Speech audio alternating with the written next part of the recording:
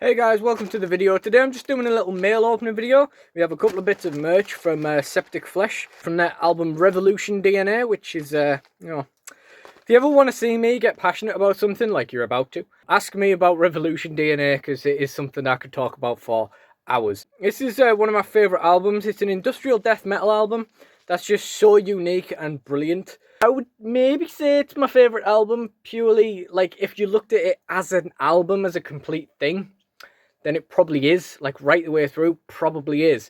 And it's definitely the first thing that I think of when you ask me, if you asked me what my favourite album was.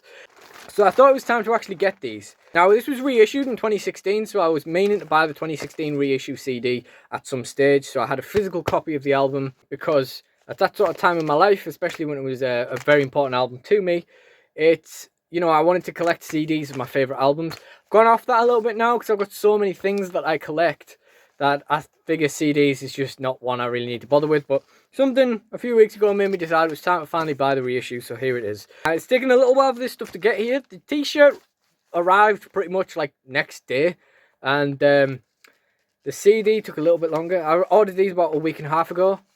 And it's been a couple of days since these arrived, so just getting around to it, but this took about a week to come. Music Magpie. Naughty, naughty. Just open it. And I thought I'd just crack these open and maybe I'd waffle on about the album a little bit more as well. So here we go. Oh, look at that. That's really nice. It's kind of like reflective back. We've got that infinity symbol there. We've actually got the SepticFlesh logo right in the middle there. I don't think that logo existed yet when this album was out originally. But I'm just going to show you the cover art. It's different to the original art, and I definitely prefer this because the original art was creepy as hell. But there you go. It's really nice. I wasn't expecting it. I don't know why, but I wasn't really expecting it to be reflective. It's actually really nice. It's kind of like hollow foil. It's a really nice little piece, this. Reissue is the legendary 5th album of Greek metal luminary SepticFlesh in limited deluxe silver cardboard digipack adorned with brand new artwork, liner notes, and bonus tracks. Oh no, it only includes the bonus tracks. I already know. Never mind. Thought we were in on something there. They only produced one album that sounded like this. I think Ophidian Wheel is similar, but they are the type of band where I want to keep some of their back catalogue ready for if I fancy listening to something new. So Ophidian Wheel really is me leaving it until that right time in my life that I want to associate with it, but I guess then we'll find out. But yeah, it's such a good album. Industrial death metal. It's so unique. It's got like screaming guitar leads and almost like, I think, like 80s rock metal riffs. Lovely clean vocals, this kind of really dark rasped kind of growl. It's like insane. It's almost spoken word in most parts as well. And then you just get these like mad growls to go with it as well. It's really good. There's some like clean guitar, as I say, screaming leads. It all just comes together like mental. It's so eclectic, and each of the songs is individually like very eclectic, and then all the songs together are very eclectic as well. They were doing a lot of different things. The worst tracks on this album could have been the best tracks on a different album, like, especially by like a different artist or something, because I would say maybe the worst ones are maybe Radioactive and maybe Chaos Star, and to be honest, neither of them features clean vocals, and the clean vocals of Satyrus, like, he's got this vocal style that's like so catchy but like so annoying at the same time, and it's like so like, it's like crack. It's so Moorish, and you hear it and you're just like, whoa, that sounds really annoying, but like, I fucking love it. I need to hear that again. Yeah, those tracks don't feature those vocals, and maybe that's what makes the real difference. They're more like riffy tracks, I guess. Or actually, I'd say the worst track is Dictatorship of the Mediocre, just because I don't like it. It's musically fine, lyrically does nothing for me. I think the whole Dictatorship of the Mediocre thing doesn't really work for me. But even then, the riffs are incredible. The vocal work is still pretty good. Just don't really care for the lyrics.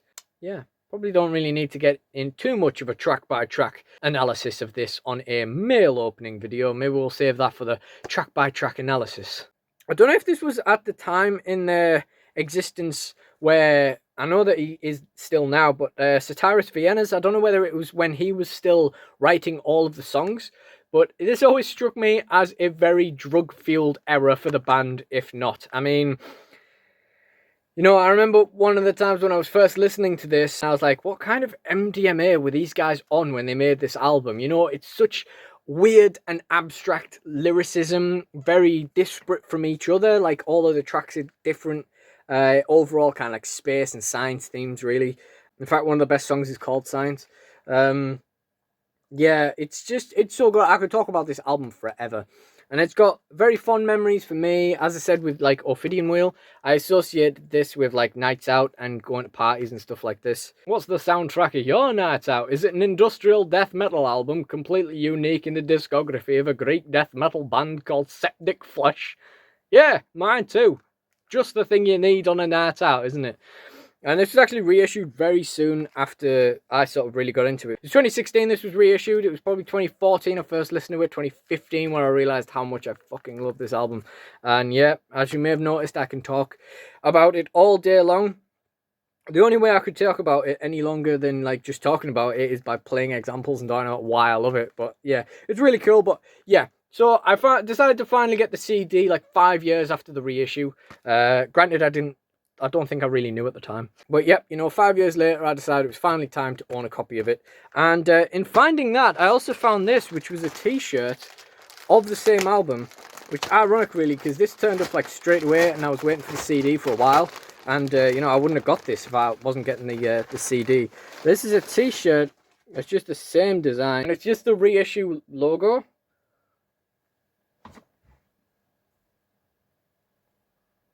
Artwork rather, and man, that's really nice.